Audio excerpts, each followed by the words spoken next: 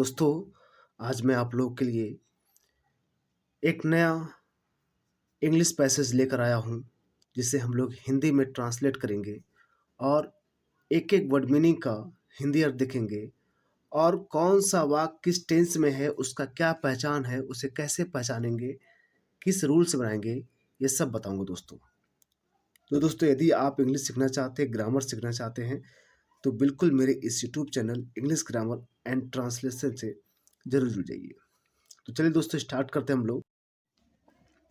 कहा जा रहा है ह्यूमन बीइंग। ह्यूमन बीइंग मतलब क्या होता है? मानव, यानी मानव जाति, या मानव जाति बोलेंगे। ह्यूमन बीइंग इज मतलब है अ यूनिक, एक अनोखा, अनुपम, क्रिएशन, रचना या कृति ऑफ नेचर, प्रकृति की। क्यों? यानी मानव जाति, ह्यूमन बीइंग इज है एक यूनिक क्रिएशन, एक अनोखा रचना है, एक अनोखा कृति है आप नेचर, प्रकृति की। यानी सिद्धार्थ कहेंगे मानव जाति प्रकृति की एक अनोखी रचना है। भाई, हम लोग प्रकृति से ही हमारा जन्म हुआ है, इसलिए हम लोग क्या है, प्रकृति को कंट्रोल भी कर सकते हैं। ओके, तो यही बात कर रहा है, ये अनोखी क्रिएशन है, यूनिक क्रिएशन, लाइक नेचर, प्रकृति की भांति। लाइक नेचर, लाइक मतलब के तरह होता है, के भांति होता है। नेचर प्रकृति, यानी प्रकृति की भांति ह्यूमन बीइंग, मानव जाति इज आल्सो डायनेमिक। आल्सो मतलब भी होता है, इज मतलब यानी मानव जाति भी है, क्या है, डायनेमिक। डायनेमिक मतलब क्या होता है, गतिशील, जो अपने कल्चर को बदलती है, अपने रहन सहन को, अपने लिविंग लाइफ को बदलती है। ओके, तो वही बात कहा जा रहा है, ह्यूमन बीइंग माने मानव जाति क्या है, इज आल्सो डायनेमिक। क्या है? यह एक गतिशील है, प्रकृति की तरह। This human being has been active in every era. यह मानव जाति हैज बीन मतलब रहा है। क्या रहा है? एक्टिव रहा है, सक्रिय रहा है। इन एवरी प्रत्येक, एरा मतलब युग में। यानी ये मानव जाति जो है प्रत्येक युग में क्या रहा है, हैज बीन मतलब रहा है, एक्टिव रहा है। अब हैज बीन का अक्सर कई लोग पैसिव कहेंगे, नहीं, यह बीन यहाँ रहा है। जैसे मैं अमेरिका में रहा हूँ, तो I have been in America, ठीक है। तो यहाँ पर रहा हूँ मतलब कि मैं किसी कंटिन्यू काम को किया हूँ। ओके, तो यही कहा जा रहा है ह्यूमन बीइंग। ये प्रेजेंट परफेक्ट दिख रहा है, लेकिन ये प्रेजेंट परफेक्ट, इसमें बीन जो है क्या कर रहा है, वर्ब का थर्ड फॉर्म कर रहा है। ओके, तो the human being has been active, यानी मानव समुदाय रहा है, मानव जाति रहा है, कहाँ, एक्टिव रहा है, इन एवरी ईयर प्रत्येक युग में, with the change in time. With the change यानी इन टाइम, यानी समय के बदलते हुए,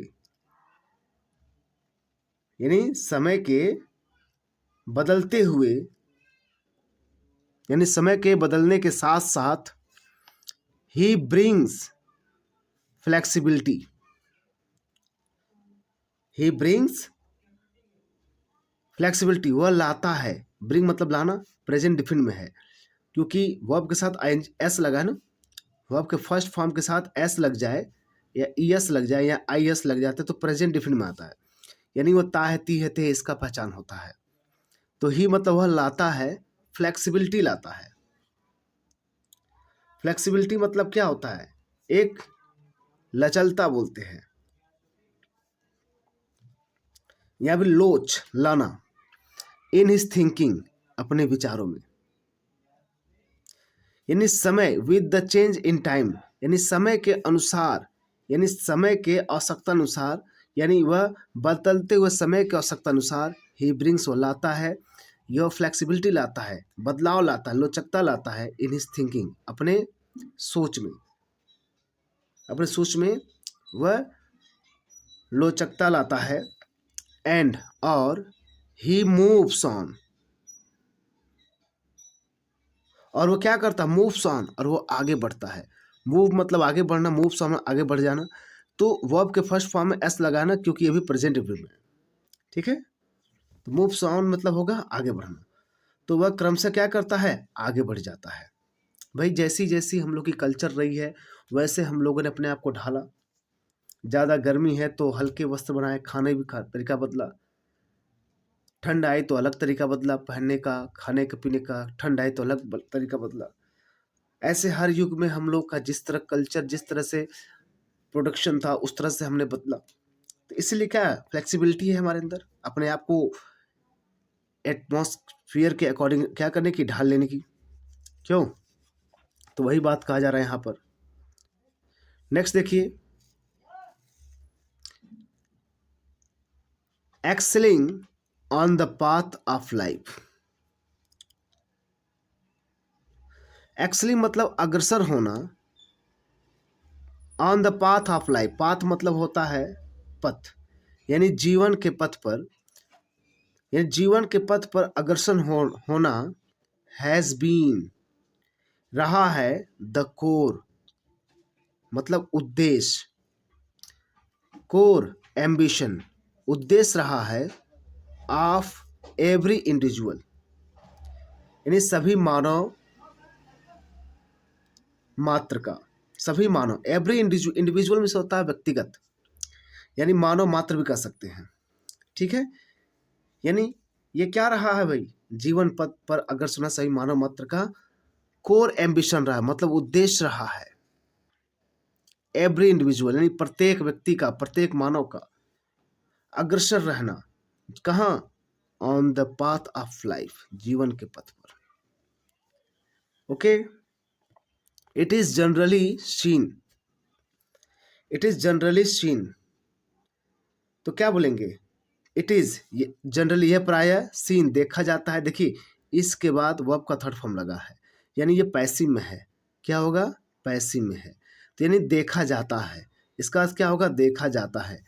ओके, तो जनरली मतलब समानता है, यानी प्रायः, इट इज जनरली सीन, यह प्रायः देखा जाता है, दैट कि we can achieve our target, प्रायः देखा जाता है कि वी कैन अचीव, हम प्राप्त कर सकते हैं, पा सकते हैं, अवर टारगेट, अपने लक्ष्य को, बाई बीइंग ऑप्टिमिस्टिक। ऑप्टिमिस्टिक मतलब क्या होता है, सकारात्मक दृष्टिकोण, क्या बोलते हैं, सकारात्मक, यानी बीइंग ऑप्टिमिस्टिक यानी सकारात्मक दृष्टिकोण रखकर, या सकारात्मक दृष्टि के द्वारा, बाई मत द्वारा, सकारात्मक दृष्टि के द्वारा, we can achieve our target, हम अपने टारगेट को, लक्ष्य को अचीव कर सकते हैं। एक्टिवनेस, एक्टिवनेस में से होता है सक्रियता। शुड मतलब चाहिए का अर्थ होता है, ठीक है। तो शुड बी का अर्थ मतलब होता है कल्पना करना, शुड बी मतलब होना चाहिए, क्यों भाई, इसका अर्थ होता है should be. Activeness should be यानी सक्रियता शुड बी होनी चाहिए, वेलकम्ड स्वागत रूप में, यानी शुड बी वेलकम, बी के बाद अक्सर वर्ब का थर्ड फॉर्म चाहिए, यानी सक्रियता का स्वागत होना चाहिए, इन एवरी वे यानी प्रत्येक रूप में, इन एवरी वे, रास्ता मतलब तरीका, यानी प्रत्येक तरीके से, प्रत्येक रूप में स्वागत होना चाहिए सक्रियता का, एंड और इन एवरी मोमेंट, और प्रत्येक पल, और प्रत्येक पल में क्या होना चाहिए, सक्रियता का स्वागत होना चाहिए, welcome, activeness in every moment यानी प्रत्येक मोमेंट, प्रत्येक क्षण में, प्रत्येक पल में। ओके, वन शुड, ये शुड का अर्थ चाहिए, तो इसके साथ वर्ब का फर्स्ट फॉर्म आता है, तो one should develop, one should develop the feeling of sacrificing, everything to achieve the goal. यानी वन शुड, यानी प्रत्येक को शुड डेवलप, विकसित करना चाहिए the feeling of sacrificing. Feeling मतलब भावना, यानी भावना को किसकी, सेक्रीफाइसिंग की, न्यौछावर करने की, त्यागने की, एवरीथिंग प्रत्येक चीज को, टू अचीव पाने की, द गोल लक्ष्य को। यानी प्रत्येक को, वन शुड प्रत्येक को डेवलप करना चाहिए द फीलिंग भावना को, ऑफ सेक्रीफाइस त्यागने की, न्यौछावर करने की, एवरीथिंग प्रत्येक चीज को, टू अचीव द गोल लक्ष्य पाने के लिए। लक्ष्य पाने के लिए हर व्यक्ति को डेवलप करना चाहिए, यानी किस, क्या, फीलिंग ऑफ सेक्रीफाइसिंग त्याग करने की भावना को, न्यौछावर करने की भावना को। बिसाइड्स इसके अतिरिक्त, बिसाइड्स मतलब होता है के अतिरिक्त, इसके अतिरिक्त एक्टिवनेस सक्रियता, मतलब बिसाइड्स मतलब के साथ साथ भी होता है, के अतिरिक्त भी होता है, मतलब उसको एडिशन जोड़कर बोला जाता है। तो बिसाइड्स मतलब के साथ साथ या के अतिरिक्त, एक्टिवनेस यानी सक्रियता के साथ साथ, डिटर्मिनेशन मतलब दृढ़ता, सेल्फ कॉन्फिडेंस मतलब आत्मविश्वास, etcetera etc., like human values मतलब इनकी तरह, लाइक मतलब के तरह, ओके। ह्यूमन वैल्यूज मानवीय गुणों का, मानवीय गुण क्या है, आर नेसेसरी आवश्यक है, क्या है, आवश्यक है। तो बिसाइड्स एक्टिवनेस यानी सक्रियता के साथ साथ डिटर्मिनेशन भी जरूरी है, दृढ़ता भी जरूरी है, सेल्फ कॉन्फिडेंस भी जरूरी है मतलब आत्मविश्वास भी जरूरी है, लाइक ह्यूमन वैल्यूज यानी मानवीय गुणों की तरह, क्या है, आर नेसेसरी जरूरी है। This is the only human religion, यही है क्या, यही ओनली ह्यूमन रिलीजन मानवीय धर्म है या मानव धर्म है। यही क्या है, ओनली ह्यूमन रिलीजन, यही मानव धर्म है, ओके। तो दोस्तों आप लोग को मैंने ये बात समझा दी, यहाँ पर एक एक शब्द का, एक एक वर्ड का हिंदी अर्थ बताया मैंने, और किस टेंस में कोई वाक्य है उसका क्या अर्थ निकलेगा, एक एक शब्द का मैं बताया दोस्तों। तो आशा करता हूँ आप लोग को मैंने जो पढ़ाया आपको समझ में आया होगा। आप लोग इसे, हिंदी को इसे लिखिएगा, पहले पहले आप इसे लिखिएगा और अपने आप से खुद से इसे हिंदी में ट्रांसलेट करने की कोशिश करिए। जब आप खुद से ट्रांसलेट करने बैठेंगे तो कहीं ना कहीं आपको इसके ऐसे वर्ड होंगे जो फंसेंगे, जो लाइन क्लियर नहीं हुई उसे आप फिर वीडियो देख करके उसे आप परखने की कोशिश करेंगे, जांचने की कोशिश करेंगे कहाँ छूटा है, कहाँ दिक्कत हुई है। मैं वीडियो पढ़ा देता हूँ, बहुत से लोग देख लेते हैं, लेकिन कारण ये है कि उनके अंदर सुधार तभी सच्चे रूप में आएगी, सही रूप में, जब वो खुद उस चीज़ को पढ़ेंगे, खुद इस चीज़ को देखेंगे, उसको लिखने की कोशिश करेंगे, उसका इम्प्लीमेंट करेंगे, यूज करेंगे, ओके। तब जाकर आपको और क्लियरिटी आएगी। तो दोस्तों यदि आप चाहते हैं इंग्लिश सीखना, ग्रामर सीखना, ट्रांसलेशन सीखना, इंग्लिश स्पीकिंग सीखना, तो मेरे इस यूट्यूब चैनल इंग्लिश ग्रामर और ट्रांसलेशन से जुड़िए। यहाँ पे सब कुछ आपको दोस्तों फ्री मिलेगा और आपका ग्रामर भी बहुत ही मजबूत होगा दोस्तों, ठीक है। तो मेरे साथ बने रहने के लिए आप लोग का बहुत बहुत धन्यवाद। मिलते हैं नेक्स्ट वीडियो में।